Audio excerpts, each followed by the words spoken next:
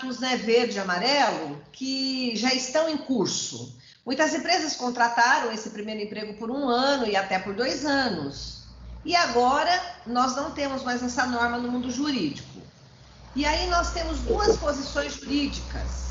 A primeira aplica o princípio da lei do tempo rege o ato. Então, se ao tempo da contratação havia a medida provisória vigente, válida, esse contrato ele surtiria os seus efeitos normais. Então, ele projetaria efeitos para o futuro. Porque, como é um contrato de trato sucessivo no tempo, aplicaríamos o princípio da lei do tempo rege o ato e ele projetaria os seus efeitos para o futuro até a data da sua ultimação da vigência.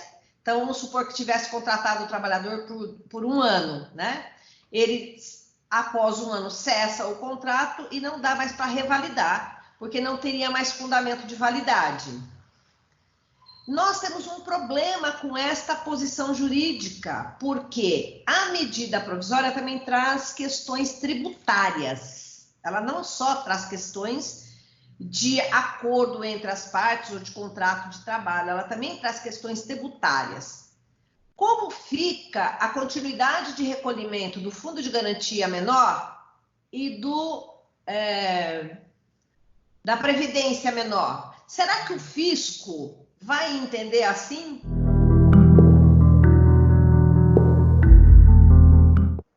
Outra coisa, medida provisória trazia essas questões tributárias. Medida provisória pode trazer essas questões tributárias? Porque nós já temos vários julgamentos do Supremo em que medida provisória não pode cuidar de matéria tributária. Eu tenho até receio dessas medidas provisórias todas que o governo editou, dando isenções de tributos para as empresas. Moratória, não recolher o fundo de garantia agora, mas recolher depois, é uma coisa. Você continua sendo devedor e continua recolhendo. Mas questões de isenções ou imunidades tributárias, eu acho uma questão muito complicada, porque o fisco pode depois, o próprio fisco, né, levantar a inconstitucionalidade e querer cobrar essa diferença. Então, eu acho essa posição um pouco temerária por conta de que a empresa pode estar contraindo passivo inesperado, você concorda? Sim. Se ela der continuidade com esses contratos, ela pode correr o risco, primeiro, desse trabalhador entrar com ação, dizer que a medida provisória perdeu o fundamento de validade, porque foi revogada, e que doravante são devidos todos os direitos trabalhistas normais, inclusive com relação ao fundo de garantia e o recolhimento da previdência. Isso por parte do trabalhador, sem contar que o próprio fisco poderá cobrar essas diferenças depois para a empresa, e a empresa estar contraindo um passivo trabalhista inesperado e um passivo tributário. Então, há uma insegurança jurídica para as empresas com relação a essa revogação da MP 905, né? Sim. Uma outra questão é a seguinte: a MP 905 foi revogada por uma outra MP. E aí a pergunta que se faz: o Congresso deverá analisar essa MP 905 ainda? O Congresso também deverá analisar a MP revogadora? Chancelar a MP revogadora, não é isso? Sim. Analisar a MP revogada. Por que vai ter que analisar a MP revogada? Porque o Congresso vai regulamentar as situações jurídicas existentes nesse interregno e vai regular. Se o Congresso analisar a MP 905, ele estaria analisando uma MP já revogada. Como é que ele vai regular essas relações jurídicas nesse interregno se ela foi revogada? Então, o Congresso não poderia analisar o conteúdo da MP 905, ele só teria a competência ou a atribuição para analisar o conteúdo da MP revogadora. Então, ele analisaria a MP revogadora, chancelaria aquela revogação e regulamentaria as relações pré-existentes, né, que foram entabuladas no período em que a MP vigorou. Mas será que o Congresso vai fazer isso? Desculpa. Porque tem um dia de validade ainda. Ele deveria fazer isso por um decreto legislativo, né? Mas eu entrei no site do Congresso e você sabe que lá está escrito assim, tramitação suspensa. MP 905, tramitação suspensa. E eu não entendi qual é o efeito jurídico de uma tramitação suspensa. Porque faltava um dia ainda para a MP, ela teria mais um dia de sobrevida, vamos dizer assim, para depois perder a eficácia. Então, por causa desse um dia, será que o Congresso vai poder entrar no mérito da MP 905? Então, veja quanta insegurança jurídica nós temos.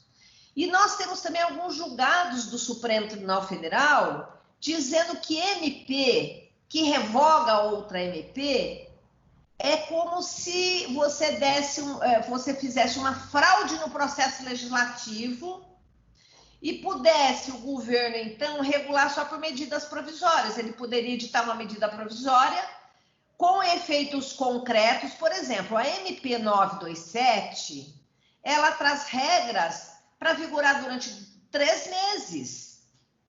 3 meses. E o Congresso tem 120 dias para aprovar. Se o Congresso deixar passar e não aprovar nesses 3 meses, quando o Congresso for aprovar, ela já exauriu a sua eficácia no seu conteúdo. A suspensão do contrato de trabalho do trabalhador já foi dada, o governo já deu ajuda financeira, não tem como voltar atrás. Porque ela já exauriu em si mesma a eficácia do seu conteúdo, entendeu? Entendi. Seria inócua qualquer atuação do Congresso dizendo, não vou aprovar essa medida. Tá, e o que você faz com todos os atos que já foram praticados?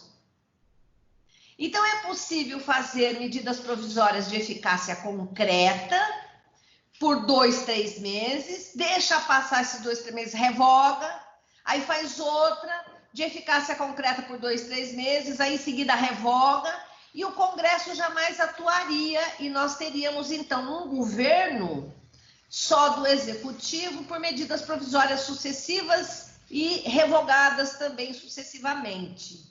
E isso seria dar um bypass, então, na atuação do próprio Congresso. Então, mas só que tudo isso causa muita insegurança jurídica para a sociedade, principalmente em matéria de direitos sociais e principalmente em matéria de direito tributário e direito econômico, porque a vida social e econômica continua caminhando, mas tem insegurança jurídica. Então, ora nós temos uma coisa, ora nós teremos outra.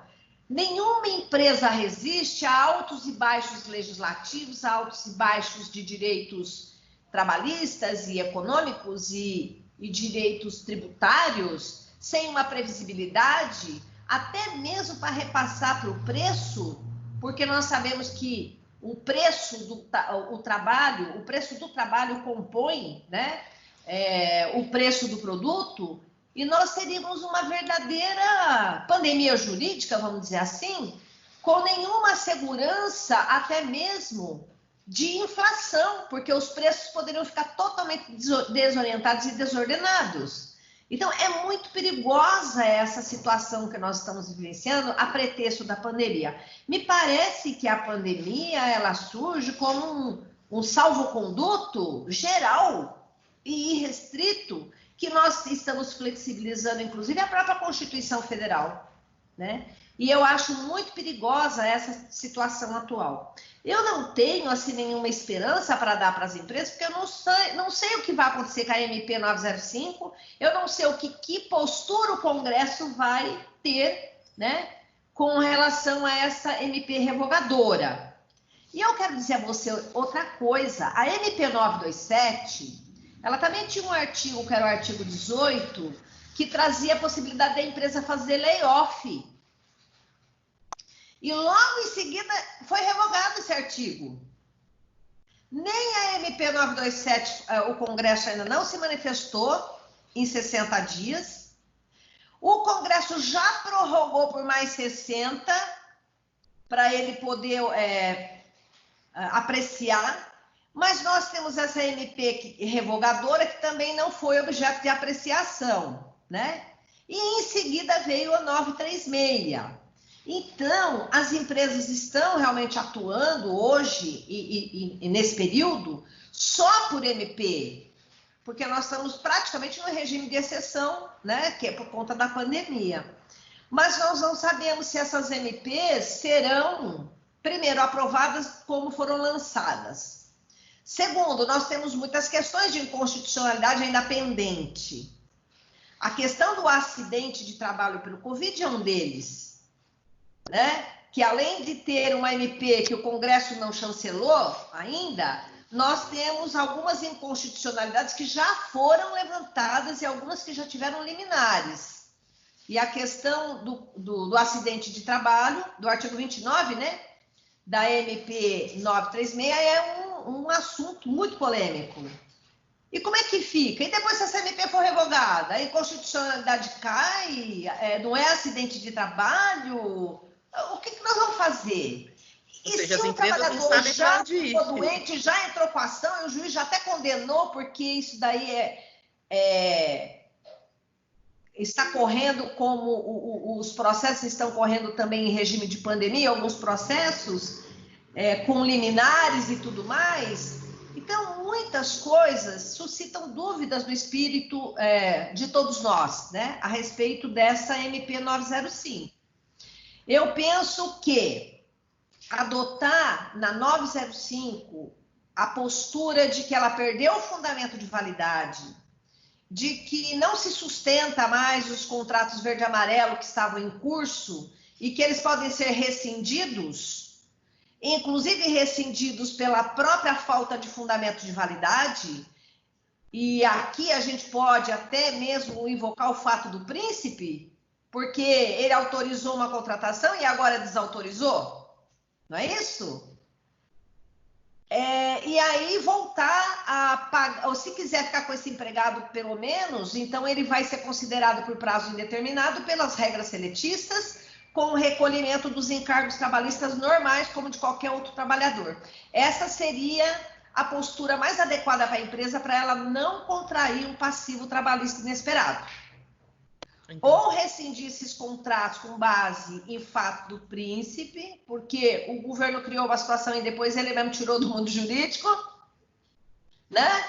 E pagar as verbas devidas a partir do fato do príncipe, ou se esse trabalhador é um bom empregado e a empresa quer continuar com ele, então que remodele o contrato de trabalho dele, faça um aditamento para ser uma contratação sob os auspícios da CLT normal e doravante passe a cumprir todos os direitos trabalhistas normais para não ter esse passivo trabalhista inesperado. Esse é o conselho que eu dou para as empresas. Entendi. Do que enfrentar uma discussão se tem fundamento de validade ou não a continuidade desses contratos e correr o risco de um passivo trabalhista que não se sabe qual será. E não só trabalhista, mas também tributário, entendeu? Olha, eu tenho uma aqui. A medida provisória 905 teve a vigência encerrada em 20 de abril. É possível questionar se a medida provisória 955 de 2020, editada na mesma data, preenche os requisitos de relevância e urgência no artigo 62 da Constituição da República? Olha, eu acho que nenhuma das duas, né, nem a 905 e nem a 955, preenchiam esse requisito da relevância e da urgência.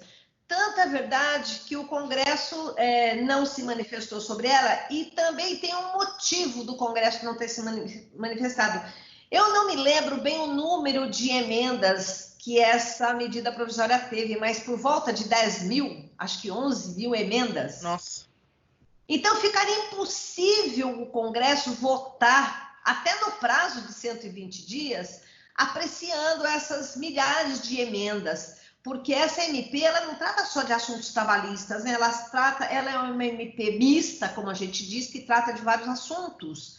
E nós tínhamos muitas e muitas, a não ser que votasse em bloco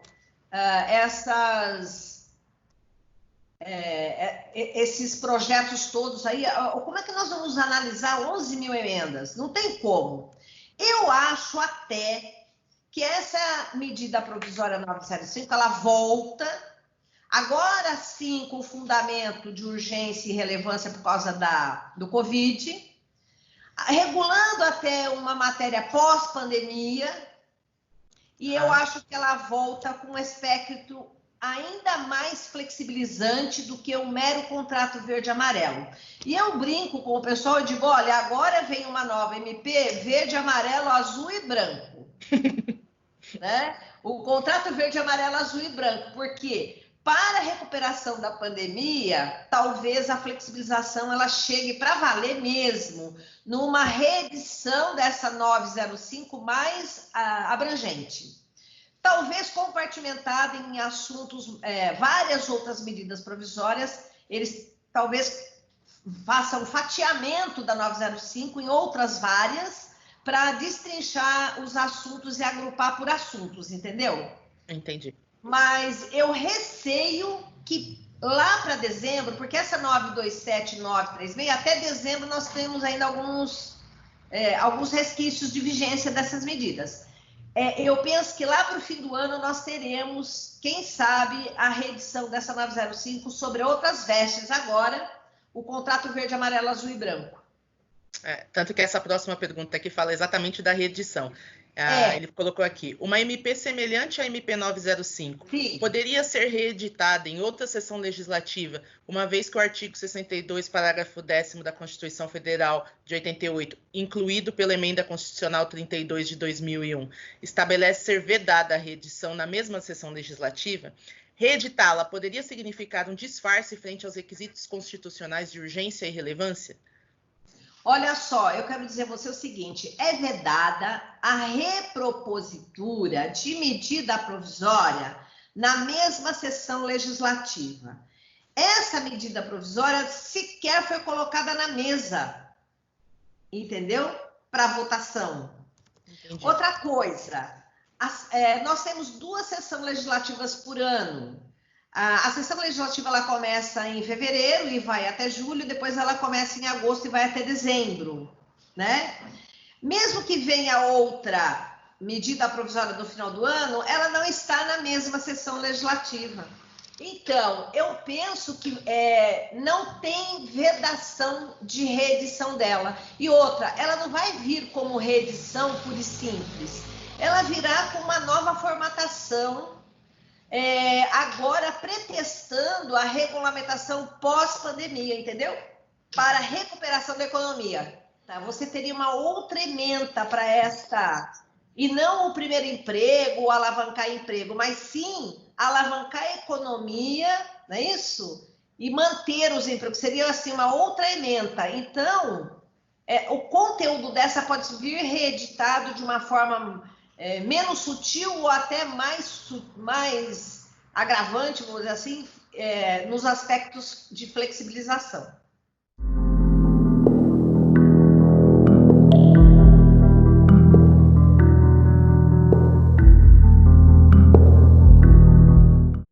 Ele coloca aqui, o Congresso Nacional deve disciplinar por decreto legislativo as relações jurídicas dela decorrentes da MP 905.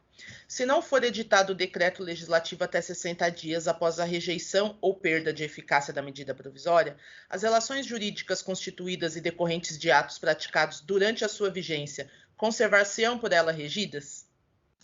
Pois essa é a dúvida que nós temos, né? Se o Congresso não se manifestar, porque ele não vai se manifestar na MP 905, ela foi revogada. Ele vai se manifestar em quê? O que o Congresso tem que fazer é se manifestar sobre a MP revogadora. Sim. Né? Então, ele não vai se manifestar. Pode ser que quando ele se manifestar na MP revogadora, ele regule as relações jurídicas da MP revogada. Entendeu?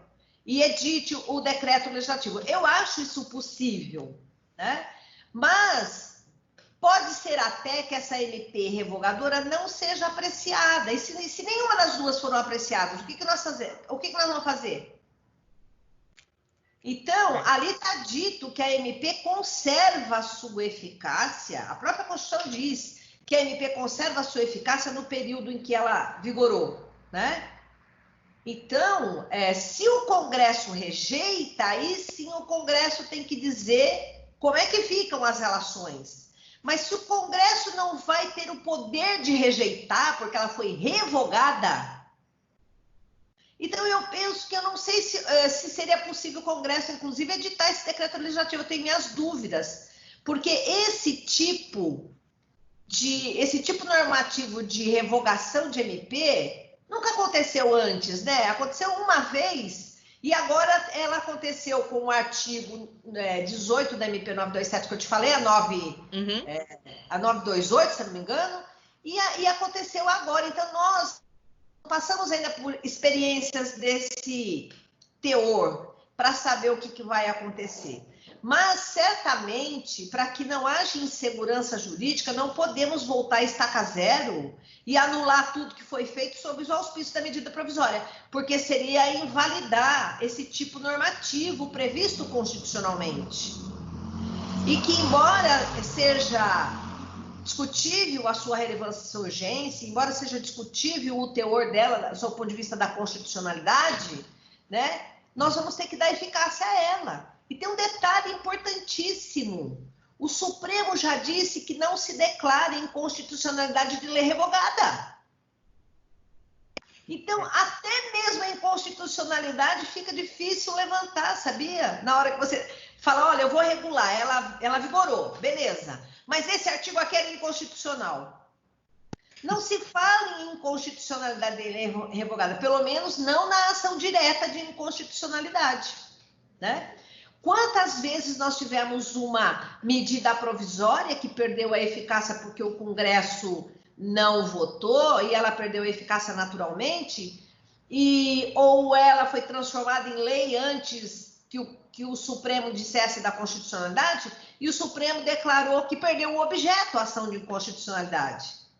Toda vez que você tem uma medida provisória que converte em lei, a inconstitucionalidade da medida provisória perde o objeto, porque aí você teria que ventilar a inconstitucionalidade da lei e não da medida provisória. Então, eles arquivam por falta de objeto.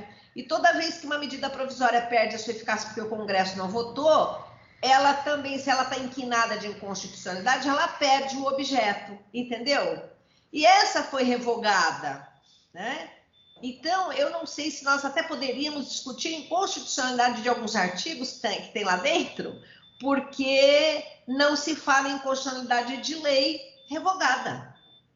Esse que é o problema. Ou de lei que perdeu a eficácia. Eu acredito que, pelas consultas que as nossas empresas têm feito, a dúvida realmente é essa. Nós estamos fazendo uso das MPs, elas estão sendo positivas em alguns aspectos, mas nós não temos garantia de que depois a gente não vai ser penalizado por ter feito uso delas, entendeu? Olha, eu acho que nós temos que trabalhar com a ideia de você tem a existência, a validade e a eficácia. A MP existiu, foi válida, perdurou, enquanto não foi declarada inconstitucional, ela é válida. Foi eficaz? Sim, até a data da sua revogação. Entendi. Então, ela foi existente, válida e eficaz da data que nasceu à data da revogação. Ponto. Vamos aplicar e a segurança jurídica está aí, na existência, não é isso? Na validade e na eficácia, que são os 3 requisitos de uma norma jurídica. Existência, validade e eficácia. Então, você trabalha o que é existência, o que é validade, o que é eficácia, e a cada uma dessas, ela perdeu a eficácia agora? Olha, se ela perdeu a eficácia, ela perdeu a validade porque ela deixou de existir. Então, ela perdeu os 3 requisitos na data da sua revogação. E outra coisa, lei revoga lei, Constituição revoga Constituição, decreto revoga decreto. MP pode revogar a MP. Não existe vedação. É o princípio do paralelismo das formas. Claro que uma MP ela pode ser substituída por uma lei. Claro que um decreto ele é ilegal se a lei dispõe em sentido contrário. Então, você tem aí a questão da hierarquia. Mas, por enquanto, eu não tenho nenhuma hierarquia para confrontar com essa MP. A única hierarquia que eu tenho é a Constituição Federal, para declará-la inconstitucional. Mas eu posso declarar inconstitucionalidade direta de uma norma revogada? O Supremo já disse que não. Então, não sei como fazer. Eu realmente daria uma sugestão para as empresas que cumpram a MP no período em que ela vigorou, que ela existiu, foi válida e eficaz, e deixem de cumpri-la, porque não há mais fundamento de validade a respaldar esses contratos verde e amarelo. Entendi. Tá ótimo. Na minha opinião, né? Uhum. Bom, a 927... ela trouxe medidas, não é bem medidas de flexibilização, porque essas medidas já estavam na CLT. Nós já tínhamos a figura do teletrabalho, já tínhamos a figura do banco de horas, né? Essas flexibilizações, elas vieram gradativamente com o tempo. Então, são medidas típicas de contrato individual. O empregador pode contratar um teletrabalhador por contrato individual, não tem nenhuma proibição. Ele pode adiantar as férias, não tem proibição. Ele pode, só as férias coletivas que ele tinha lá que avisar o sindicato, né? Então, todas aquelas medidas poderiam muito bem ser feitas por contrato individual, não tem problema nenhum. Eu entendi que foram medidas úteis para a empresa e também entendo que tanto o teletrabalho quanto adiantar as férias, ou mesmo as férias, dar férias coletivas e tudo mais, banco de horas, todas essas medidas já eram típicas de contrato individual, né? E que o empregador já podia fazer todas essas questões. Mas nós temos a grande polêmica que ela trouxe a questão do layoff, né? Sem uma contrapartida, sem pagar nada para o trabalhador, que seria uma suspensão do contrato de trabalho sem salário. Aí teve a grita geral e a revogação. E em seguida, para corrigir essa questão, veio a MP 936. E a MP 936 trouxe a figura da suspensão do contrato de trabalho, né? Com uma ajuda governamental e ainda com uma ajuda até às empresas que têm até determinado capital, né? Quem ganha acima daquele capital. Então, tentou se privilegiar mais as pequenas e médias empresas do que as grandes empresas. Mas o ponto mais polêmico mesmo de tudo isso é a questão da redução da jornada e redução do salário. Por quê? Ali compartimentou-se 13 esferas, vamos dizer assim, de situações de vulnerabilidade dos trabalhadores. Então, aqueles que ganham até 3.150, entendeu-se que era possível reduzir jornada de salário por mero acordo individual, mero contrato individual. E que quem ganhasse de 350 até 12 mil, mais ou menos, teria que ser por acordo coletivo ou convenção coletiva de trabalho, ou seja, com a presença do sindicato.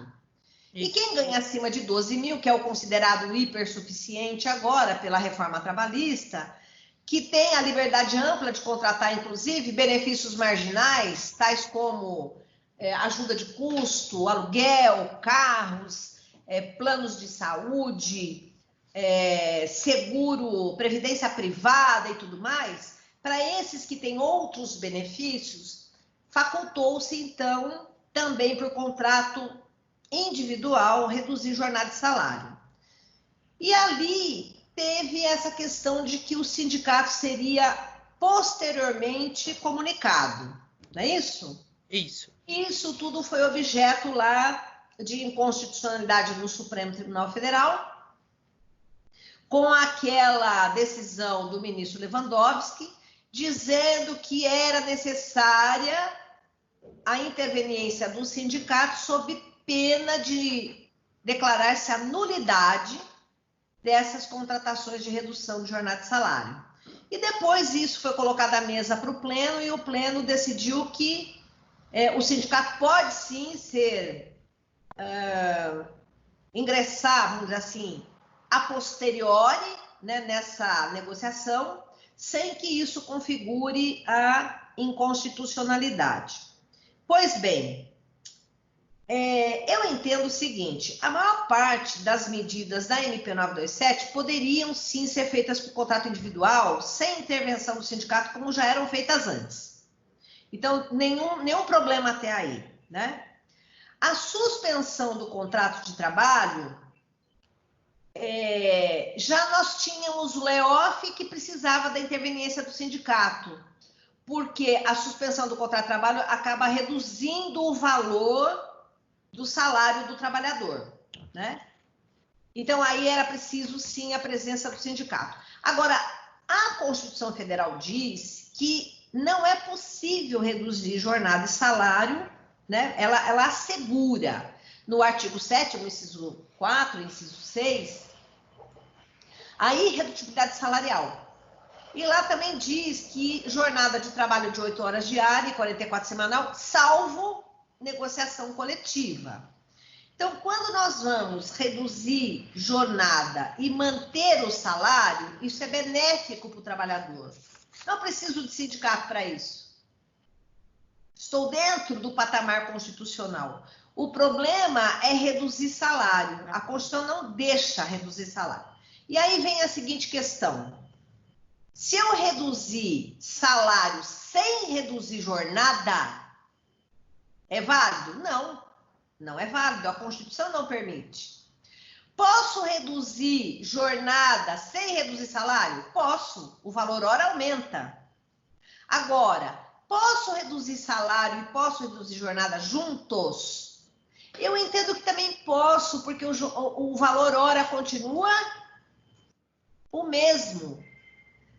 Tanto é verdade que existem muitas pessoas que só trabalham 4 horas por dia e ganham meio salário mínimo. Sim.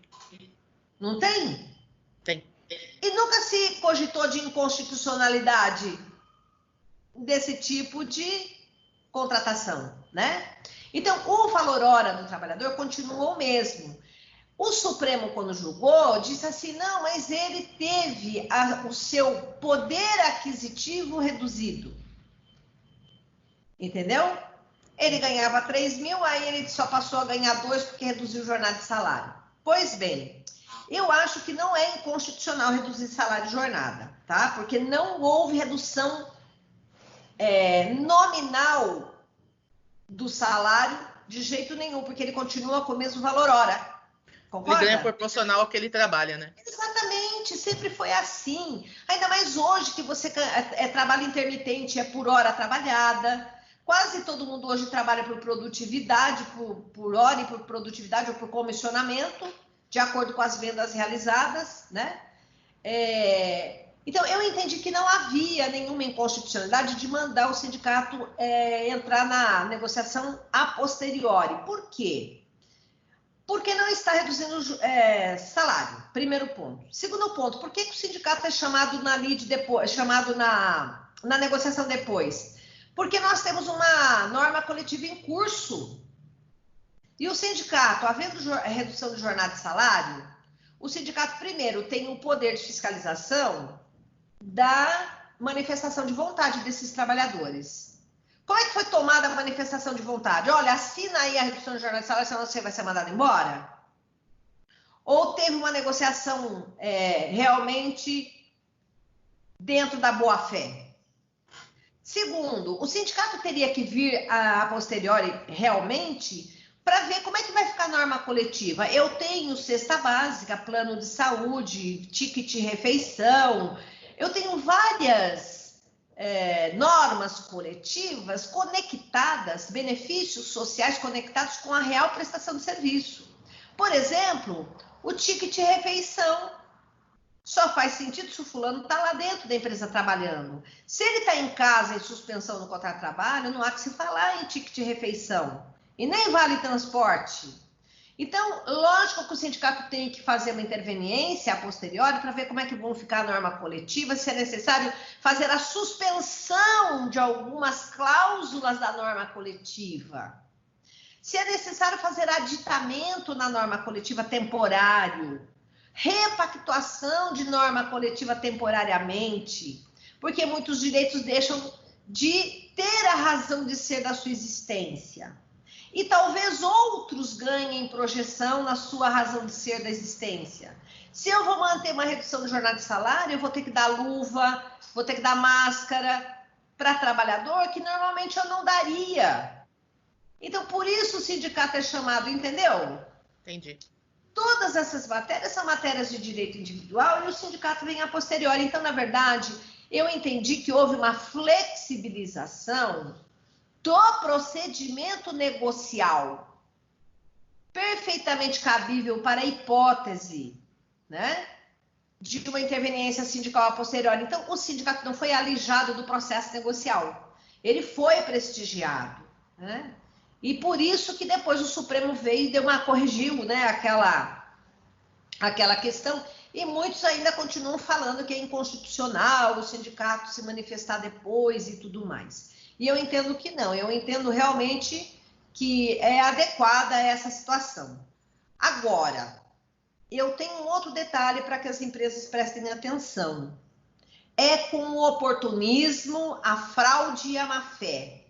Muitas empresas, né, não precisavam da redução de jornada de salário, muitas empresas não precisavam da suspensão, utilizaram, às vezes, até como um artifício para ter acesso a esse numerário governamental. Nós temos aí também a questão da contrapartida. A própria lei já deu uma contrapartida, que é a estabilidade. Por isso também, para que o sindicato ali na negociação, para reduzir a jornada de salário, se o valor hora continua o mesmo, e se a própria lei já está substituindo a vontade do sindicato na contrapartida e dando a contrapartida máxima, que é a estabilidade. Concorda? Sim. Se deixasse para o sindicato, cada um ia pedir uma contrapartida diferenciada. E ainda muitos se revelaram aí naquela questão de pedir as contribuições sindicais, que não assinavam o acordo se não tivesse a contribuição. Ainda alguns queriam contribuição per capita, né? Outros por cabeça de trabalhador. Às vezes, alguns queriam um valor exorbitante. Nós temos muitas ações trabalhistas discutindo essa questão, muitas lá no Ministério Público, denúncias de sindicatos fazendo aí chantagem para assinar, alguns até oferecendo pronto já acordos de compensação de jornada, acordos de prorrogação, acordos de redução de jornada de salário ou de suspensão, e botando preço em cada tipo. Então, tem de tudo. Então, quando nós temos a má-fé, isso precisa ser coibido, né? Eu sei de empresas que fizeram a redução de jornada de salário por 1 mês, outras fizeram por 2 meses, e já está vencendo, ou já venceu em alguns lugares, algumas empresas. Algumas tinham feito antes da medida provisória, e com a medida provisória fizeram apenas um aditamento para poder pegar a benesse governamental de ajuda financeira, e agora estão mandando embora o trabalhador por força maior. Mesmo e nem respeitando a tal da estabilidade, porque diz que já que é força maior, a estabilidade é paga pela metade, e no fim das contas estão burlando a própria MP. Usou os 2 meses de redução de jornada de salário, teve acesso ao dinheiro governamental, em seguida manda embora, diz que é por força maior, fundamenta na força maior e paga metade das indenizações cabíveis, significando metade da estabilidade, que seria os 2 meses da redução de jornada de salário, e mais 2, por exemplo. No fim, ela está pagando 1. E algumas ainda me colocando no termo de rescisão contratual, tratando-se de força maior e fato do príncipe, vá buscar as indenizações do governo. Você entendeu? Isso tudo eu estou vendo, está chegando nas minhas mãos na Justiça do Trabalho, essas questões.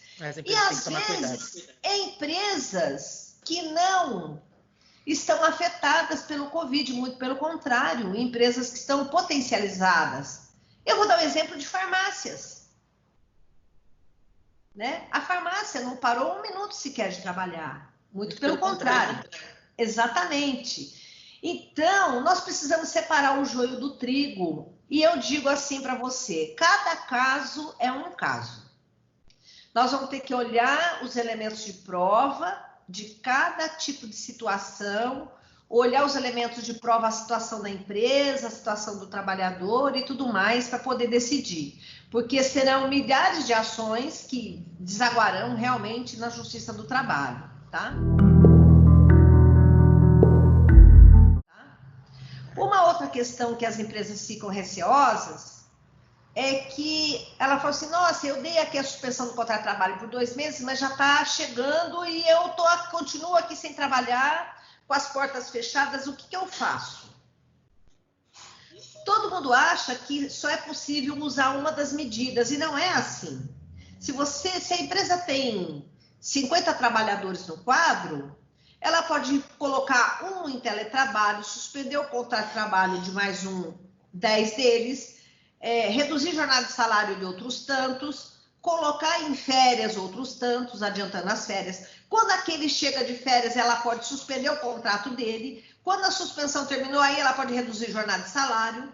E ela pode disseminar com várias medidas dentre o seu corpo de trabalhadores, cada um deles numa situação. Então, você bota alguém de férias, quando ele retornar das férias, ele fica em suspensão. Ele retorna da suspensão, ele vai para teletrabalho.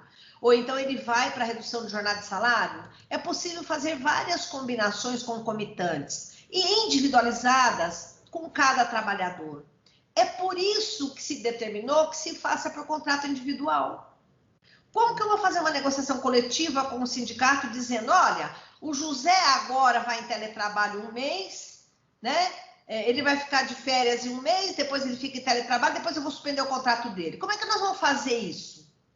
É a empresa que tem que ver a necessidade a cada dia que passa. Então, esse voltou de férias, eu vou precisar dele? Não, boto ele então em suspensão. Ah, o outro voltou de férias, eu preciso? Sim, eu preciso, mas eu não posso deixar aqui, eu vou botar em teletrabalho. Entendeu? Entendi. É inviável acordo coletivo para situações pontuais e individualizadas. Não tem como. Eu até tenho uma pergunta aqui no chat. Será se há realmente a manifestação de vontade dos trabalhadores em uma pandemia, onde o emprego é uma dúvida? Né? Pois Ou seja, às vezes olha, para o trabalhador essa é a única saída, né?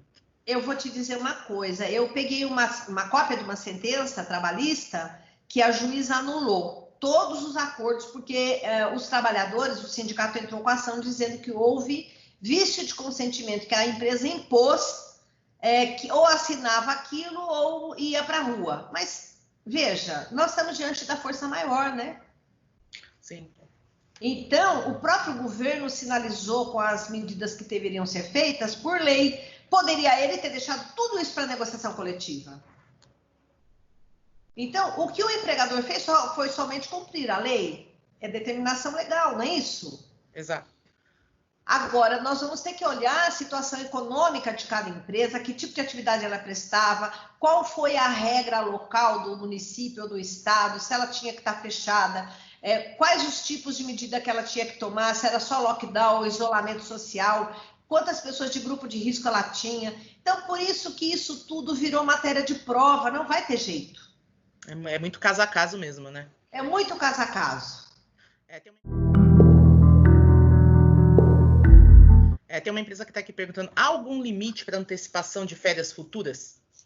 Pois é, o nosso problema de antecipação de férias futuras é a compensação. Você pode dar, se o trabalhador já está no período aquisitivo, se ele já cumpriu o período aquisitivo, a empresa já está no período concessivo, então ela deve mesmo as férias para o trabalhador, tudo bem? Sim. O problema é quando o trabalhador não completou o período aquisitivo, então a empresa não deve as férias ainda para o trabalhador, ela vai adiantar. E se ela tiver que mandar esse trabalhador embora, a CLT só admite compensação de no máximo o valor de 1 salário. Então, se a empresa adiantar umas férias, 2 ou 3, como é que ela vai se compensar depois? Como é que ela vai pegar esse dinheiro de volta? Ela não pode descontar nas verbas rescisórias do trabalhador essas antecipações porque a CLT tem um artigo específico que só admite compensação até o valor de um salário. Um salário nominal do trabalhador. Exatamente. Como é que você vai descontar do trabalhador se for necessário depois despedi-lo? Outra coisa, na hora de despedi-lo, vamos supor que a empresa o despeça por força maior, em que as verbas trabalhistas são pela metade, as verbas indenizatórias rescisórias. Então, nem daria para descontar as férias, você concorda?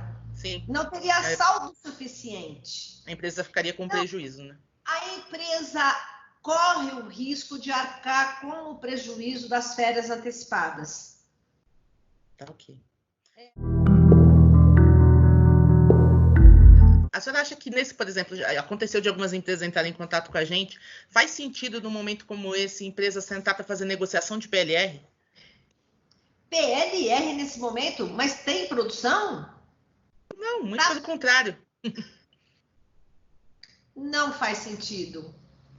Eu acho que seria um fundamento plausível para pedir a suspensão das negociações sobre esse tema e jogar e marcar um cronograma de negociação pós-pandemia para janeiro do ano que vem. Entendi. Porque se você retomar o processo produtivo, nada obsta a uma negociação de fixação de metas para serem cumpridas durante o ano, né? Em curso, o ano fiscal em curso, para receber, por exemplo, a PLR ou a participação no resultado lá no final do ano, ou semestralmente, né, em julho ou julho e dezembro, por exemplo. Mas neste momento em que a empresa está com as atividades paralisadas, é impertinente o tema de participação nos lucros e resultados neste momento. Até porque muitas nem estão paralisadas, mas estão com a sua produção muito diminuídas, né? Mas tem empresa sendo provocada para negociar PLR agora? Já teve empresas que entraram em contato com a gente que o sindicato quer sentar para conversar sobre PLR. É que a PLR na nossa convenção coletiva ela não existe, né? Ela é facultativa. Ela não existe? Não, ela não tem PLR. A gente não tem PLR na nossa convenção. Então seria uma participação nos lucros e resultados inaugural? Digamos, na verdade, tem empresas que têm o hábito de pagar, mas elas não são obrigadas a pagar pela convenção coletiva. Tem mais um assunto que você não colocou na listagem, mas eu quero falar. Tá. Porque está acontecendo, tá? Sem problema. Você sabe, lá no tribunal eu participo da sessão de dissídios coletivos. Tá. E nós estamos recebendo, genericamente, protestos de database, porque muitas normas coletivas se venceram em março, abril e maio. Tem muitas empresas que têm database 1º de maio. E a medida provisória diz que o empregador, né, unilateralmente, ao seu alvedrio, poderá considerar prorrogada a vigência da norma coletiva por mais 90 dias após o prazo da pandemia prevista na MP. O prazo da pandemia da MP é dezembro. Então, o empregador que tem uma norma coletiva que vence agora, por exemplo, em maio, ele poderia considerar ela prorrogada para até março do ano que vem, ou seja, passa o período da pandemia, aí 90 dias após o período da pandemia de que trata a medida provisória. Então, iria até março do ano que vem. Mas deixou para mera liberalidade do empregador, entendeu? E tem alguns sindicatos provocando a empresa e dizendo, olha, vamos prorrogar a vigência da norma coletiva, como diz a MP. E o empregador está dizendo, não, mas ali está dizendo que eu, empregador, posso prorrogar por mera liberalidade sozinho, sem negociar. E eu simplesmente não quero prorrogar. Entendeu? Entendi. E o que acontece nesse interregno? A norma coletiva perde vigência. E o trabalhador que tem plano de saúde vai ficar sem plano de saúde numa situação de Covid? E com uma norma que diz que Covid é acidente de trabalho? E aí a empresa ainda tira o plano de saúde dele? Pensa comigo. Olha o perigo. Olha o perigo. Então, muitos sindicatos estão entrando para assegurar a database e assegurar as condições pré-existentes, porque o artigo 114 da Constituição Federal diz que o tribunal, o dissídio coletivo, né, quando há conflito coletivo, o tribunal tem que respeitar as condições pré-existentes. Então, muitos estão pedindo a manutenção da database com a manutenção das condições pré-existentes, pelo menos perante o período da pandemia, para que se declare a suspensão da configuração do encerramento, né? Ou a cessação da vigência, a suspensão da cessação da vigência da norma coletiva. Olha que interessante. É verdade. E o tribunal tá conferindo liminares e protesto de database e tudo mais. Eu tive um caso que chegou para mim e eu pedi, lógico, para o empregador se manifestar sobre a possibilidade de consensualmente estender a vigência da norma coletiva, assegurar a database agora de maio e estender a norma coletiva, e sobre a possibilidade das partes em participarem de uma audiência telepresencial de conciliação. Entendeu? Entendi.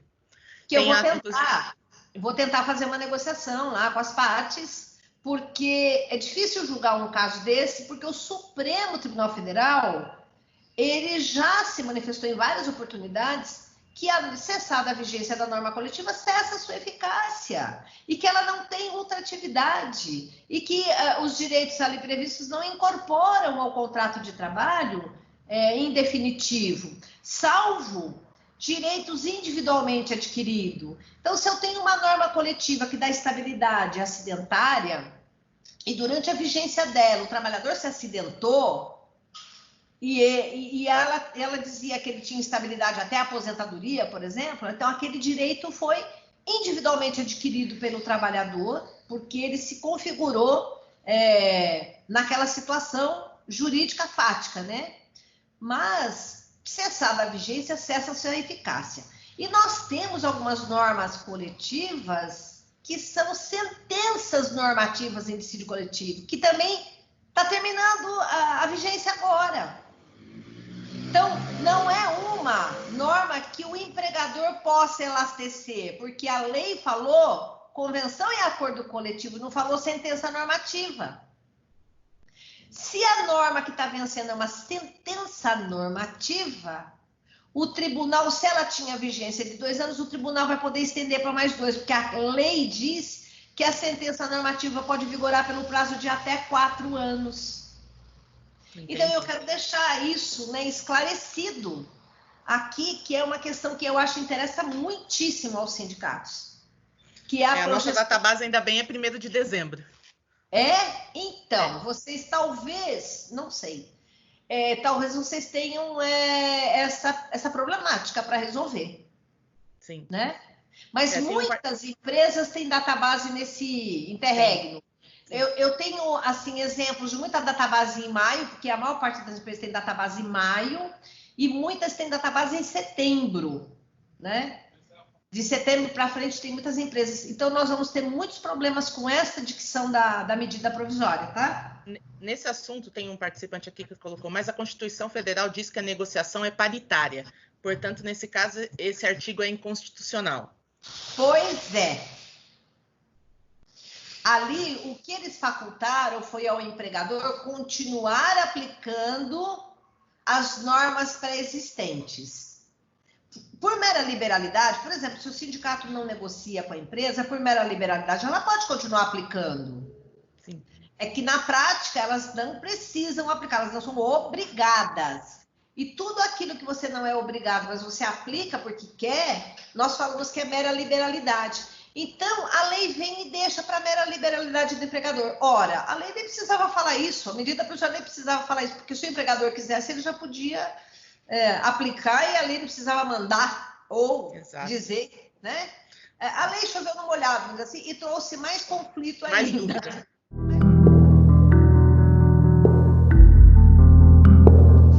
outra dúvida aqui, doutora, tá assim. A rescisão por força maior, sem fechar o estabelecimento, está gerando muitas dúvidas. É verdade. Neste caso, o aviso prévio é devido pela empresa? Neste caso, é discutível o pagamento de apenas 20% de multa do FGTS? Pois é. Olha só. A medida provisória 927, no artigo 1º, ela remeteu à força maior. Ela diz, olha, a pandemia é a força maior, conforme o artigo 501 da CLT, ponto. O artigo 501 fala que é possível rescindir o contrato de trabalho por força maior. E o 503 vem e diz assim, se por força maior houver extinção do estabelecimento, são devidas por metade as indenizações cabíveis. Tudo bem? Sim. Aí a gente discute, puxa, mas a empresa ela não está encerrada. Ela apenas está suspensa temporariamente as suas atividades. Ora, onde é que está o fundamento da força maior? Na suspensão. Na própria MP 927, que trouxe as figuras do isolamento social e a figura do lockdown, que é das restrições de circulação das pessoas. Então, o fundamento para a mera suspensão da atividade está na própria MP 927, que permitiu, inclusive, a suspensão do contrato de trabalho e a redução da jornada de salário, sempre numa diretriz de que a empresa, então, estaria funcionando meio período ou em tempo não integral. Então, o artigo 503 tem que ser conjugado com o artigo da MP. Porque o 503 fala de encerramento das atividades, mas a MP fala das duas coisas. Fala tanto de encerramento quanto de suspensão das atividades. Então, o fundamento de suspensão das atividades não está no 503, está na própria MP. Tem que usar os dois juntos, no caso, né? Exatamente. É possível, então eu tenho que conjugar. Tanto é que a MP se remeteu ao 501 e ao regime jurídico da força maior. Quando ela diz constitui força maior, ela está falando constitui o regime jurídico da força maior. Qual é o regime jurídico da força maior? Pagar metade das indenizações cabíveis. Tudo bem? Tudo bem. Então, ele pode pagar apenas os 20% da multa do FGTS. É possível pagar os 20%, isso é tranquilo. Agora, existe a dúvida se é possível ou não suprimir o aviso prévio. Então, é o seguinte, a lei diz, aquele que der causa à rescisão do contrato vai ter que dar aviso prévio para o outro, não é isso? Aí eu pergunto a você, quais são as causas de rescisão contratual? Eu tenho as causas dadas pela empresa. Ela manda embora. Ou ela pratica falta grave, tudo bem? Sim. Ou ela pratica falta grave, ou até a falta grave concorrente. Eu tenho as causas que o empregado dá causa. Ele pede demissão, ele pratica falta grave, inclusive em culpa concorrente. Tudo bem? Sim. Mas tem algumas causas que independem da vontade de ambas as partes. Primeiro, a morte. Alguém deu causa à morte? O trabalhador morreu. É devido a aviso prévio? Sim. E a empresa encerrou, morreu. É devido a aviso prévio? A força maior depende da vontade de alguém? Então, nenhuma das partes tem a vontade presente. É a força maior que imprimiu essa necessidade. Ninguém deu causa.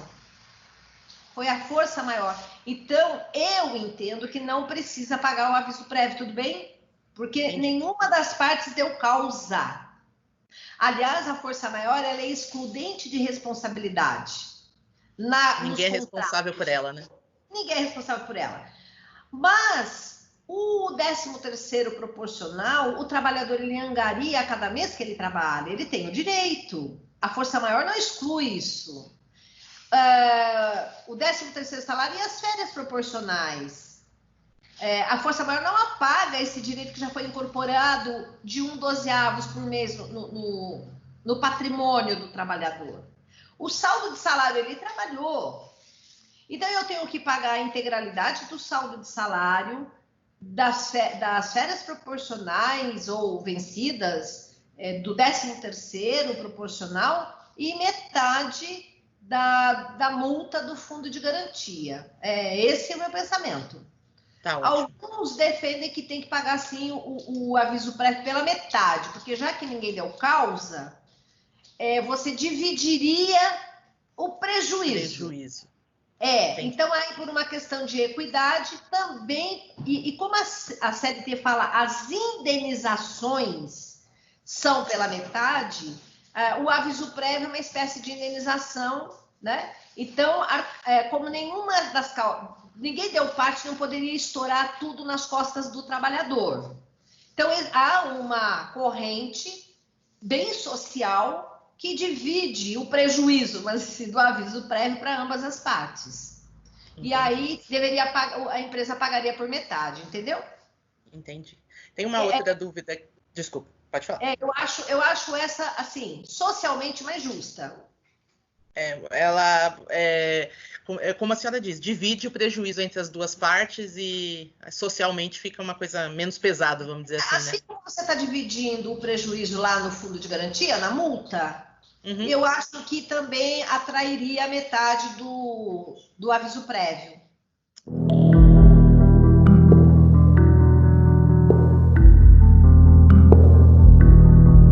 Entendi. A outra dúvida aqui é como ficam as contratações nesse momento de pandemia, já que a MP diz que somente pode ser feitos os exames demissionais. Pois mas a MP, ela prorrogou a validade dos exames demissionais para até o fim do ano, né? Até 6 meses. Sim, mas ela quer dizer no admissional, que ela vai ter que admitir alguém sem fazer exame, né? Mas então, os exames que a pessoa tiver, ela vai pedir, os exames que a pessoa tiver serão válidos, mesmo que eles constem que não... Por exemplo, você tem alguns exames que têm prazo de validade, né? Sim. Eu acho complicado admitir alguém sem exames admissionais. E hoje, nós temos até as perícias telepresenciais. Não sei se você já viu, mas o INSS, o CNJ baixou uma normativa de perícias telepresenciais na área previdenciária. Quem está pedindo o benefício previdenciário não tem como passar pelo médico para fazer perícia. Então, eles estão fazendo perícias telepresenciais, né?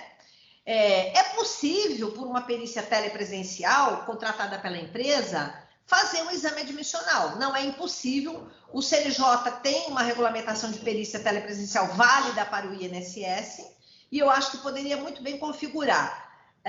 Eu posso também ter uma perícia indireta. O que é perícia indireta? Você pega todos os exames clínicos que o trabalhador já detém, não é isso? E você pode pedir exames clínicos para ele e o médico do trabalho faz uma perícia indireta. Ele só olha a documentação, sem a presença do trabalhador para fazer exame clínico corporal no trabalhador, entendeu? Entendi. É um paliativo durante esse período, né? Eu acho que nós temos que ter criatividade. Eu estou dando aula sobre o processo, eu falo assim, olha, nós estamos fazendo audiência telepresencial. Nós temos que ter criatividade de como é que vai fazer as provas hoje em dia. Eu não posso ouvir testemunha, não vai ter audiência, como é que eu faço? Meu processo está parado, eu quero que ande, eu quero receber. Ora, então você leva a testemunha no cartório, faz uma ata notarial, ela afirma tudo lá, você pega esse documento e junta no processo. Nós vamos ter que dar um jeito, de alguma outra forma, de resolver esse problema, né? Eu não acho impossível fazer exames admissionais telepresencial e nem por perícia indireta. Né? É uma solução. São duas opções aí que a empresa tem, né? Eu acho que a empresa tem que ter também os cuidados, porque vai que ela admite também um trabalhador que tem moléstia pré-existente e depois ela vai arcar com um acidente de trabalho como se tivesse contraído na empresa, não é isso? Isso, exato. Eu acho complicado, mas o que eles estão querendo evitar aí é a aglomeração e tudo mais. Mas que eu saiba também, você pedir um exame médico para um trabalhador, o SUS está aberto, né? Os consultórios médicos estão abertos. Uhum. Os hospitais também. É só ele ir atrás, né?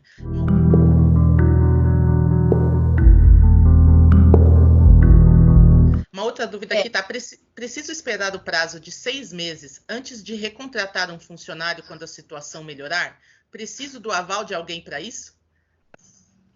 Como assim? Eu não entendi. Ela mandou o Eu acho que trabalhador é alguém embora? que ele deve ter dispensado, por exemplo, por conta da pandemia, mas as coisas melhorando, ele era um bom profissional e ele quer recontratar. Ele vai ter que esperar 6 meses por conta da lei trabalhista? Não, porque a pandemia ela pode surtir efeitos variados na empresa. Olha só, tinha uma empresa que estava fechada, a empresa de bebida, ela estava fechada. Aí ela pegou o álcool que ela fazia a bebida e começou a fazer álcool gel, ela chamou todo mundo de volta. Ela suspendeu o contrato de trabalho, aí ela se reorganizou diante das oportunidades da pandemia e com o álcool passou a fabricar álcool gel e utilizou de novo os trabalhadores para trabalhar, né? Eu vi algumas empresas de produtos de beleza, a Inoar que faz shampoo, agora ela está fazendo álcool gel. Então, podem surgir novas oportunidades. Por exemplo, eu vi, assim, criativamente, uma pessoa usou o coador de café, de papel, não é isso? E ela produziu uma máscara com o coador de café e chegou à conclusão que o coador de café era bem resistente à água e tudo mais. Imagine uma empresa que faz coador de café cismar de começar a fazer máscara com aquele tecido que eles fazem lá, com aquele papel que eles fazem coador de café. Aí eu coloquei meus trabalhadores em suspensão de contrato. Mas eu fiz aqui um dispositivo na máquina que, em vez de cortar no formato do coador de café, eu vou cortar no formato de máscara e vou vender. E vou oportunizar e alavancar minha empresa nesse tempo de Covid. Eu chamo os trabalhadores de volta. Eu posso ter mandado embora, mas eu posso alterar e, inclusive, até mudar minha razão social e o meu processo produtivo, entendeu? Entendi. Para aproveitar as oportunidades. É o que eu digo, tudo vai depender do caso concreto. Entendi. A única coisa que esse empregador corre é o risco daquele chamado contrato único, sabe? Sim. A teoria do contrato único. Mas eu acho que também pode ter tido uma confusão, porque tem aquela questão de que se você demite um funcionário, você não pode recontratá-lo como PJ pelo prazo de 180 dias, né? Aí não CLT, né? Acho que talvez ele pode ter confundido. Mas será que ela está querendo recontratar como PJ? Não. Ela está falando como funcionário. Eu que estou dizendo, é que mistura um pouco a dúvida com relação a isso, entendeu? Ela está falando da terceirização e da pejotização, né? Uhum. Ela precisaria esclarecer melhor o caso da consulta. Entendi. A empresa que estava com a dúvida sobre a questão do recontratar o funcionário, ele colocou aqui, mesmo com a rescisão por força maior, se eu recontratar com menos de 6 meses, a pessoa pode recorrer ao cadastro único? Que riscos e gastos a empresa teria com isto? Como CLT mesmo. Olha, eu acho, aqui na minha opinião, tá? Pode configurar fraude, tá? Porque sabe aquele caso que você manda o trabalhador embora, aí ele recebe o seguro-desemprego, mas depois ele continua trabalhando? Uhum. Porque se você manda o trabalhador embora por força maior, paga metade das verbas, o indivíduo vai lá para o Corona Voucher, não é isso? Isso. Ele vai para o benefício que nós estamos chamando de Corona Voucher. Ele recebe lá os R$600 do Corona Voucher. Aí ele volta a trabalhar logo em seguida, né? Ou então ele pode até continuar trabalhando enquanto está recebendo o Corona Voucher, trabalhando sem registro, vai. Sim. Se ficar configurado isso, e se o juiz trabalhista verificar isso, ele pode até mandar um ofício para o INSS que vai depois se insurgir em cima da empresa porque a medida provisória é clara que qualquer fraude nessa ajuda financeira ou declaração falsa e tudo mais, todos serão responsáveis, né? Inclusive criminalmente. Então acaba sendo arriscado, né? Eu não arriscaria. Ele se mandou embora por força maior? Por força maior e o trabalhador teve acesso, ele pode ser recontratado, sem dúvida, porque se você aqueceu a economia depois, né, de novo, mas como é que você manda embora por força maior, depois de repente você reaquece, ou do nada, ou você já estava reaquecido e mandou embora utilizando em fraude o fundamento da força maior? Entendi. Aliás, todas essas despedidas por força maior, se desaguar no judiciário, o juiz vai perquirir a real intenção das partes, concorda? Sim. Vai ter que ter a prova dessa força maior. Eu realmente estava paralisado, não estava produzindo, não estava vendendo. Entendi, tem que comprovar, né? Eu acho assim, bom senso, não é isso?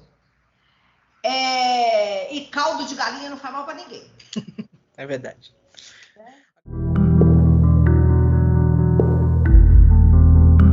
Uma outra que eu tenho aqui é como ficarão as principais ações da MP 936, benefício emergencial de preservação do emprego e da renda, redução da jornada de trabalho, suspensão do contrato de trabalho, caso a MP venha a caducar? Olha, é que a MP, ela só vai caducar fora do quadro de novo. Em 120 dias, não é isso? Isso. E as medidas que estão ali são temporárias, no máximo 90 dias, né? Ou seja, ele não vai estar dentro do prazo, né? Então, é o que eu disse a você. Essa medida provisória, mesmo que o Congresso não vote, ela é de efeitos concretos e ela exaure em si mesmo a sua eficácia pelo período das medidas que foram ali implantadas. Se a medida é 60 dias e a 90 e o Congresso tem 120 dias, quando o Congresso pegar isso na mão, tudo já foi, a eficácia do efeito concreto já foi corporificada.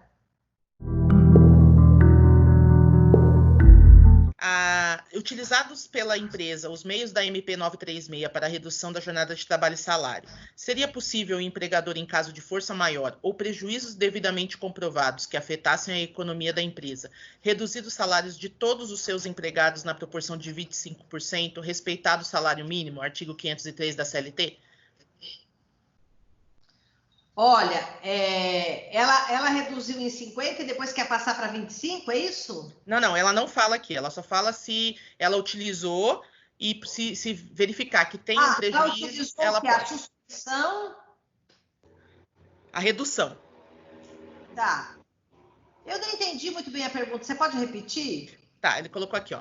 Utilizados pela empresa os meios da MP 936 para a redução da jornada de trabalho e salário, seria possível o empregador, em caso de força maior ou prejuízos devidamente comprovados que afetassem a economia da empresa, reduzir o salário de todos os seus empregados na proporção? Na verdade, ele não tinha usado, pelo que eu entendo aqui, ele não tinha usado nenhuma opção. Ele quer usar e quer saber se ele pode fazer para todos os empregados a redução de 25%. Pode, não tem problema, porque a lei diz que você pode reduzir em 25, 50 70, e né? 75, né? E 70, né? 70%. Mas então, você pode reduzir para todos os empregados. O que está fora, que a empresa pode negociar apartado, são aqueles cargos em comissão, né? Os gerentes, entendeu? Uhum. Porque esses daí, eles estão fora da proteção legal, né? Porque são considerados cargo de confiança, igual o hipersuficiente que ganha mais de 12 mil. Uhum. Ele se enquadra nesses, também. A empresa pode negociar separadamente com ele, né? E esses também não vão ter aquele acesso à ajuda governamental, entendeu? Agora aqui uma sobre home office. O home office constitui modalidade de trabalho à distância, executada na residência do empregado, de forma eventual e não possui disposição expressa na CLT.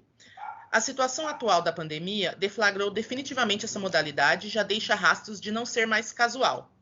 Neste caso, apenas uma norma interna da empresa e uma formalização no contrato de trabalho suportaria essa prática frente ao judiciário?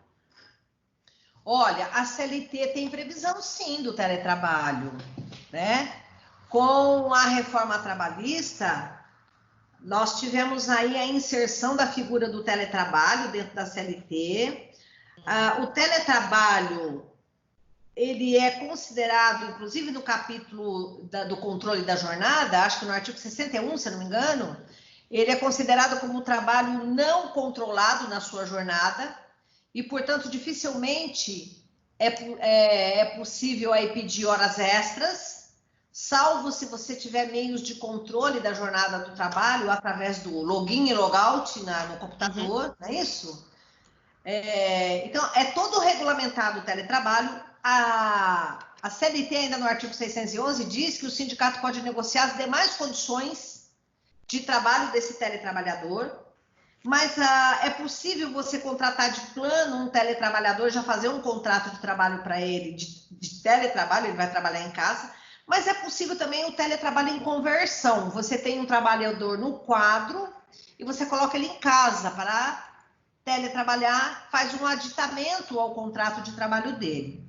Você pode ter um teletrabalhador total, em jornada total em casa, mas você pode ter um teletrabalho part-time, que é aquele que o trabalhador pode ficar um dia na empresa, um dia em casa, 2 dias na empresa, 3 dias em casa, ou meio período na empresa, meio período em casa, ou uma semana na empresa e uma semana em casa, ou até o mês inteiro em casa e um dia por semana ir na empresa para prestar contas.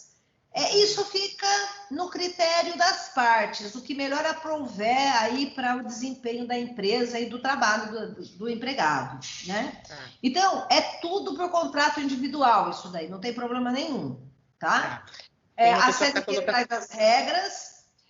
A única coisa que é risco para o empregador, e eu gosto de pedir que atentem, os instrumentos de trabalho e as despesas com o trabalho. Tem que ficar claro quem é o proprietário do computador, se vai ser incomodato, se é o trabalhador que vai fornecer, e como é que vai ficar o pagamento da net, da luz, né? Os gastos com impressora, com conserto de computador, porque isso é instrumento de trabalho. Então, a quem pertence o instrumento de trabalho? Né? Isso tem que ficar claro, esses gastos todos. E nós temos que ter cuidado com o tipo de trabalho que nós vamos dar para esse teletrabalhador. Eu vou dar uma hipótese de uma secretária que a empresa suspendeu o contrato de trabalho de todo mundo e algumas ela colocou em teletrabalho em casa. E aí tinha uma recepcionista, né? Aí ela colocou a moça em casa para teletrabalhar. O que ela fazia? Ela atendia telefone, então ele deu o celular para a moça levar para casa e ela continua atendendo, joga, né, cai no celular da moça e ela está em casa atendendo. E na outra parte que ela fica em casa, ela fica fazendo serviços administrativos para preencher o tempo, porque o atendimento de telefone não está tão... a procura não está tanto assim, e deu lá serviço de... Eu falei, bom, ela está em teletrabalho e agora ela era uma atendente, agora está fazendo serviço administrativo, você está alterando a função dela. Então, nós temos que ter cuidado também com o teletrabalho, se ele é compatível para trabalhar em casa, para fazer a mesma função, porque se a partir do trabalho em casa você vai alterar a função do indivíduo, isso pode dar problema. Entendi. Entendeu?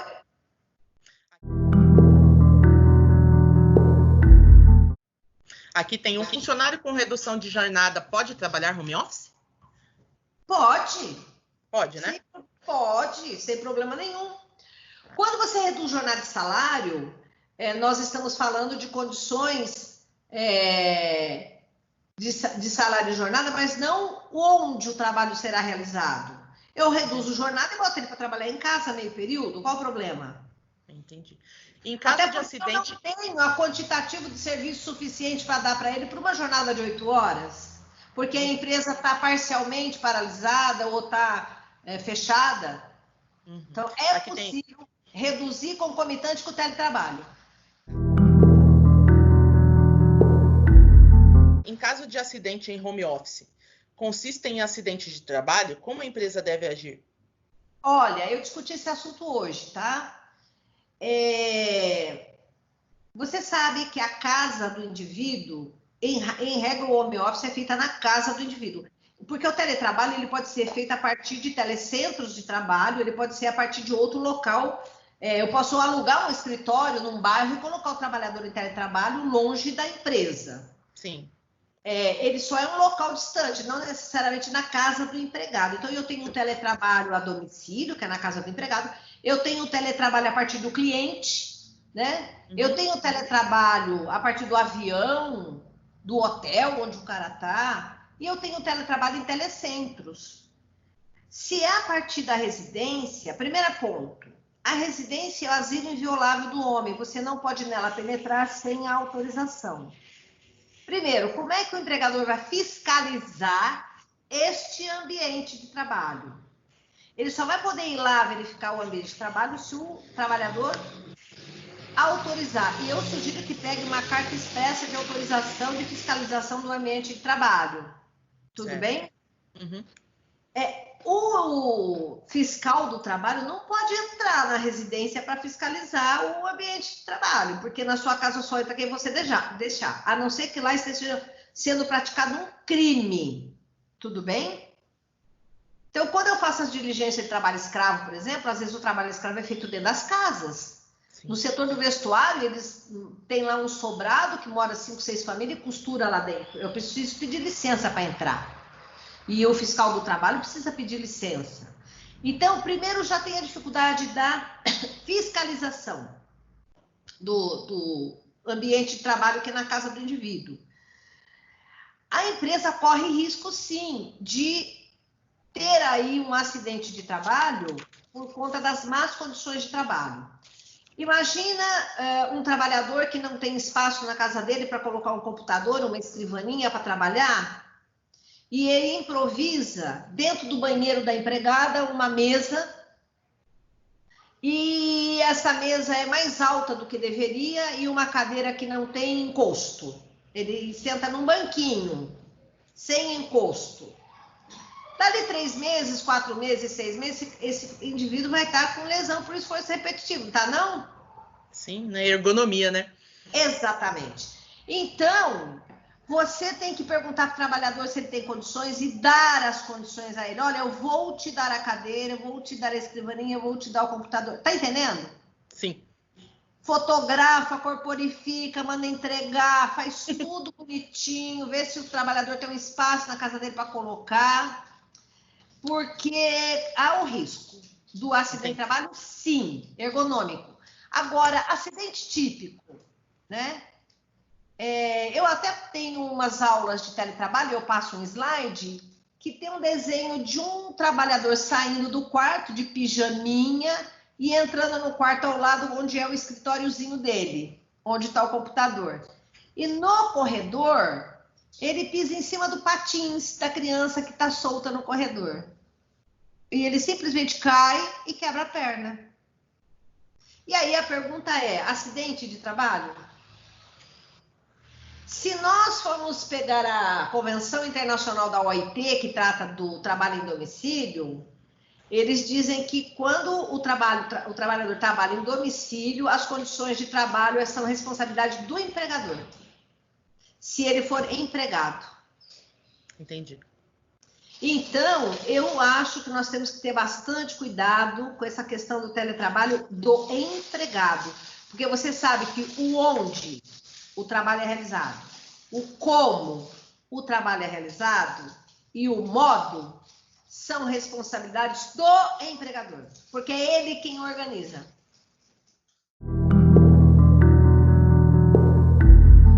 Aqui eu tenho uma dúvida, um trabalhador que ganha R$ 1.600 de salário e R$ 1.000 de convênio médico e está com contrato suspenso, ele pode repassar o desconto do convênio à conta da empresa?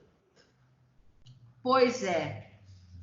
Eu já recebi como juíza uma cobrança da empresa de um trabalhador que ficou... Ele estava afastado por doença, o contrato estava suspenso, mas o convênio médico era pago, né?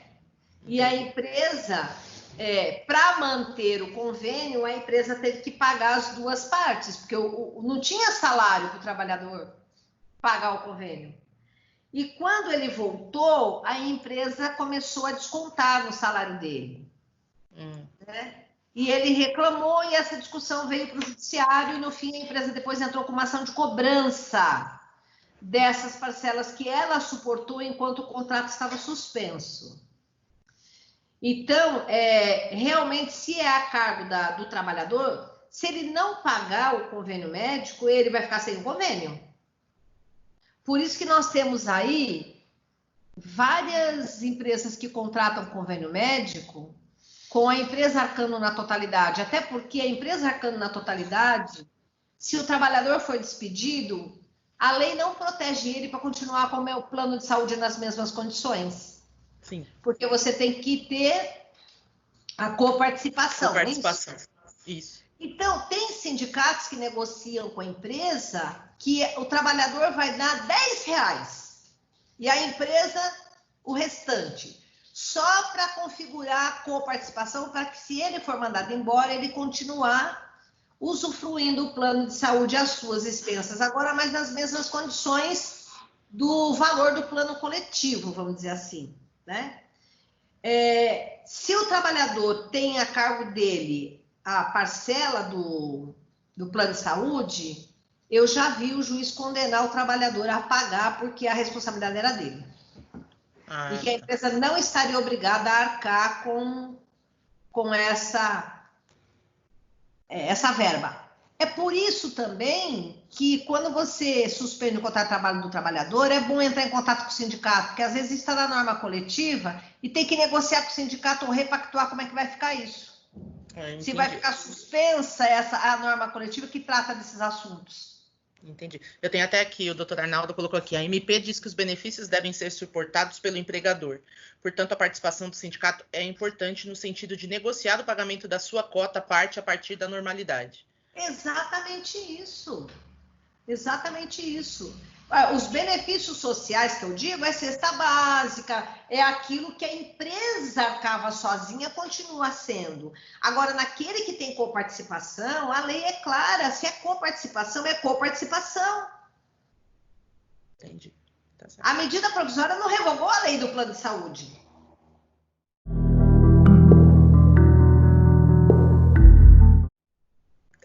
Mesmo se meu serviço for essencial, no caso construção civil, se o trabalhador pegar Covid, isso se configurará como acidente de trabalho? Aí ele colocou, me parece que isso é uma maneira de punir as empresas para elas aderirem ao isolamento. Olha, esse tema eu debati ele numa live que eu fiz hoje cedo. Justamente existem umas teses aí malucas de algumas pessoas da área jurídica dizendo que, considerando que as MPs trouxeram como atividades essenciais várias empresas, todo acidente de trabalho, todo mundo que pegar Covid nessas atividades essenciais seriam considerados acidente de trabalho, e isso aumentaria o índice de sinistralidade da empresa e ela iria pagar mais SAT, RAT, GIL-RAT e tudo mais. E as empresas correm realmente esse risco por conta daquela interpretação que o Supremo deu. Qual a interpretação que o Supremo deu? Né? A medida provisória vem dizer assim, olha, o Covid não é acidente de trabalho, salvo se comprovado o nexo causal. Ora, estava de bom tamanho a regra como estava escrita. Inclusive, essa regra, ela é mais ou menos cópia do artigo 20 da Lei Previdenciária, que diz que a endemia não se considera acidente de trabalho. A endemia, salvo se houver prova do nexo de causalidade. A pandemia é mais do que uma endemia. A endemia é localizada, a pandemia é mundial.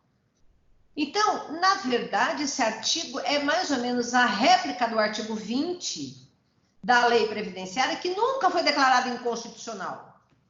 E, estranhamente, agora foi declarada inconstitucional justo a MP, né?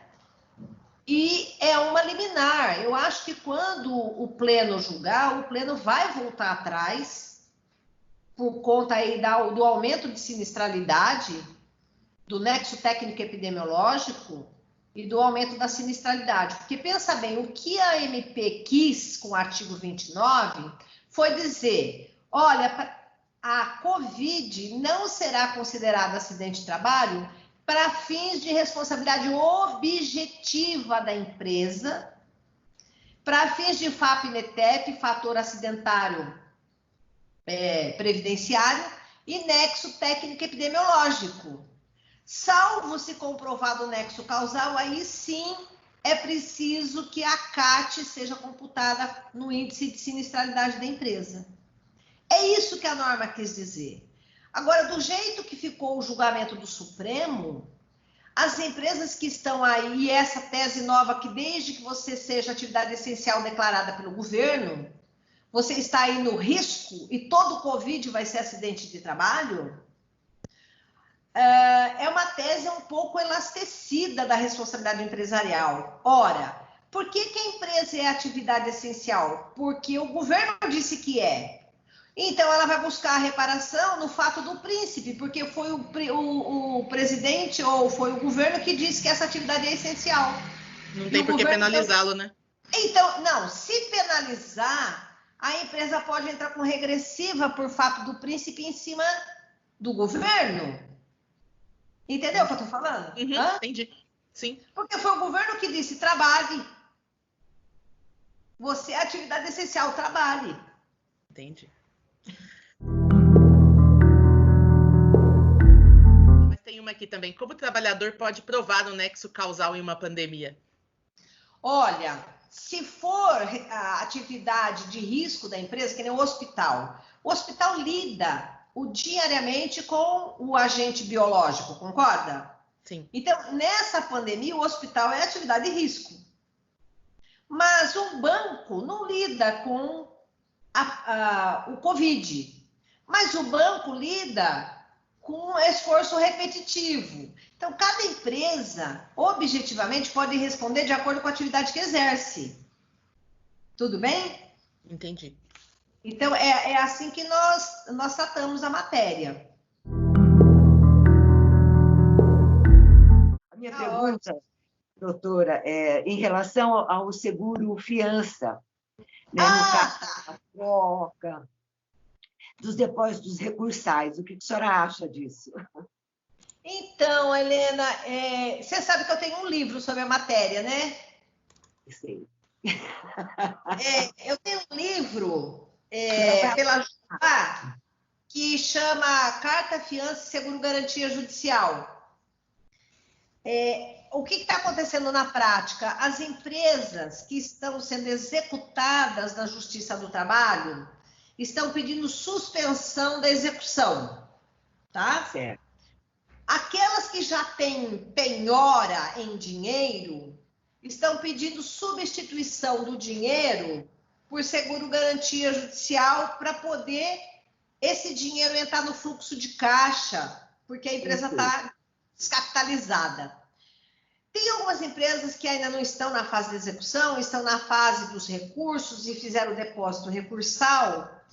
E às vezes tem empresa que tem 30, 40 ações trabalhistas. Então, se você pegar 10 mil de cada uma, né, dá uma boa grana. Então, elas estão também pedindo a substituição do depósito do recurso, substituindo por seguro garantia judicial. E você sabe que existe uma normativa do TST que trata do seguro garantia judicial e nós não podemos, o seguro garantia judicial tem equivalência a dinheiro. E se o juiz indeferir, cabe inclusive o mandado de segurança, porque o seguro garantia é equivalente a dinheiro. E o seguro garantia judicial, ele traz outras vantagens processuais. Então, você imagina, se eu penhorei uma casa e você quer liberar a casa e me dar um seguro garantia judicial, evita todo o praceamento, avaliação, discussão sobre bem de família, e a discussão da carta de remissão, adjudicação, arrematação, abreviem muito o processo. E hoje nós temos algumas adequações do seguro-garantia judicial na área trabalhista, em que as apólices de seguro trazem cláusulas de que a seguradora fica solidariamente responsável caso o tomador do seguro não honre com a apólice de seguro, entendeu? Perfeito. Então, é equivalência a dinheiro. Isso daí está sendo próspero, vamos dizer assim, na área trabalhista. Agora, uma coisa que não está prosperando é pedir a suspensão da execução, porque a execução ela deve correr normalmente, e também os pedidos de suspensão dos acordos, que tem acordo que está sendo cumprido, e a empresa quer suspender por 6 meses sem pagar nada. Aí o juiz diga, não, mas então faça um acordo de repactuação. Você fez um acordo de 5 mil por mês em 6 meses? Então vamos fazer 2.500 agora em 10 meses, vamos fazer uma novação. Mas tem alguns casos que tem juiz despachando de ofício, unilateralmente, sem ouvir a parte contrária, admitindo suspensão dos acordos, admitindo que em vez de em 6 pagamentos pague em 12, sem ouvir o reclamante. E eu vi um despacho de um juiz, sem ouvir o reclamante, que deu um desconto de 70%. Pelo amor de Deus. Só ficou 30%. E sem ouvir o reclamante, ouviu depois. Então, tem empresa pedindo desconto, repactuação, elastecimento do prazo, outras estão pedindo diminuição do valor, cada uma está pedindo de acordo com a sua necessidade. Algumas estão ganhando, outras não, outras o juiz manda ouvir a parte contrária, outras já entram em contato com a parte contrária, faz um novo acordo e junta no processo. E em alguns casos nós estamos discutindo se é possível por conta da rigidez da coisa julgada. Se podemos relativizar a coisa julgada. Podemos, sim, mas desde que as partes aceitem. As partes é que tem que aceitar a inovação, as partes é que tem que aceitar a revisão. O juiz não pode relativizar a coisa julgada. As partes podem, porque no processo de trabalho você pode fazer acordo a qualquer tempo, pode rever as bases do acordo a qualquer tempo. As partes podem, o juiz não. Aí, quando é o juiz que manda o militar e dá a decisão, tem entrado o mandado de segurança e o mandado de segurança tem desfeito essa decisão judicial. Perfeito. Tá? O doutor Arnaldo até colocou aqui, o CPC consigna que não pode haver decisão modificativa sem a oitiva da parte contrária.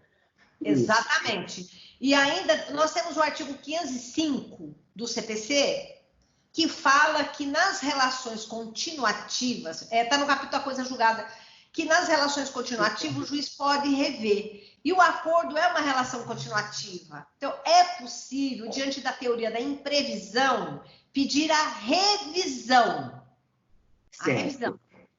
Mas você não vai poder diminuir o valor.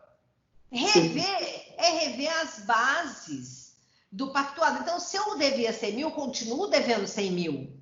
Eu vou transigir na forma do cumprimento, mas não no direito em si, porque aí eu estou mudando a coisa julgada. Né? Por isso que a gente fala em revisão. O juiz pode fazer a revisão, mas não a diminuição. Né? Aí, a novação e a revisão, as partes têm que se manifestar. Sabe por quê?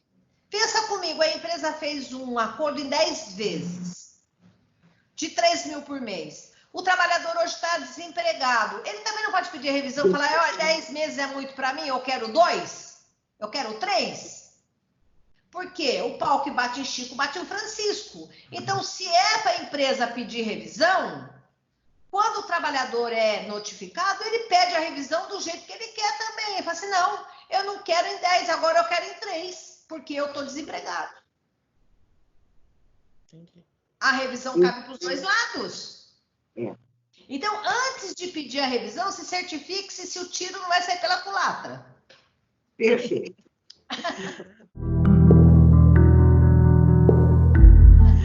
Doutora Ivani, uma dúvida que a grande maioria das minhas empresas tem tido, eu não sei nem se a senhora tem acesso a essa informação, mas se tiver, peço que nos ajude.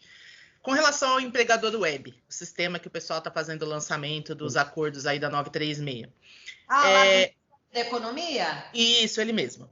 O que o pessoal tem visto? Alguém que cometeu algum erro no momento de lançar as informações, agora não está conseguindo fazer. Há quem diga que dia 17 vai sair alguma coisa nova e que a partir do dia 17 as empresas vão poder fazer essa atualização. É isso mesmo? O que a senhora tem para me dizer a respeito? Olha, eu tenho a mesma informação que você. Essas partes administrativas e burocráticas, elas mudam sempre e a todo dia.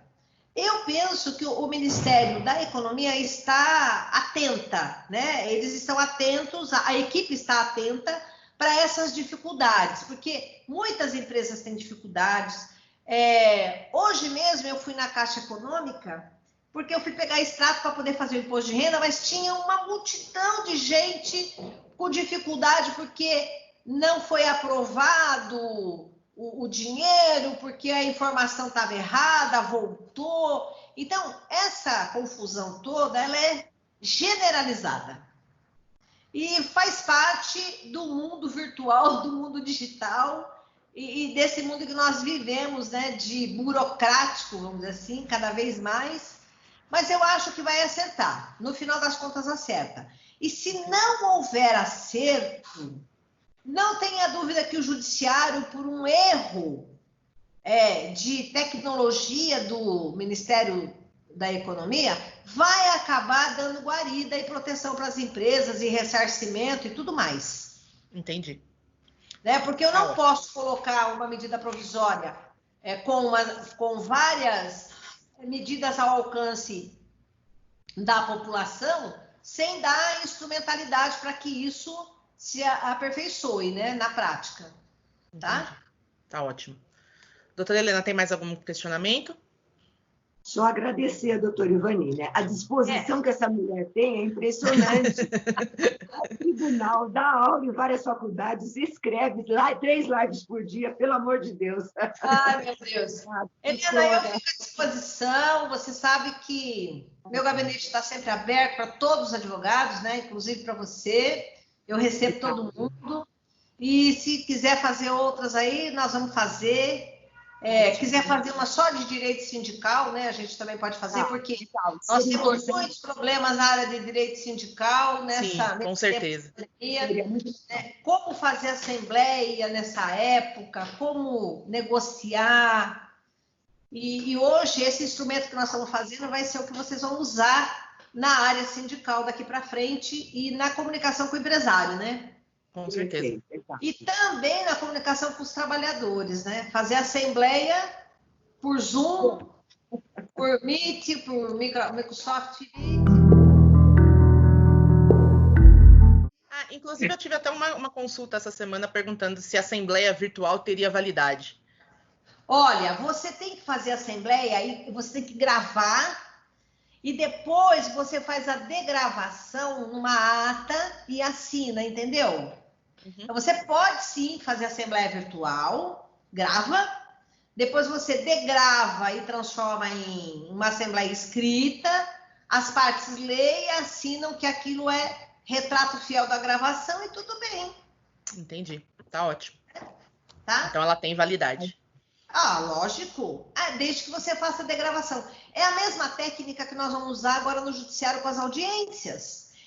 As audiências, elas vão ser gravadas, mas as audiências vão ser telepresenciais, mas nós temos que ter técnica de gravação e de degravação para poder deixar a ata corporificada em documento. Entendi.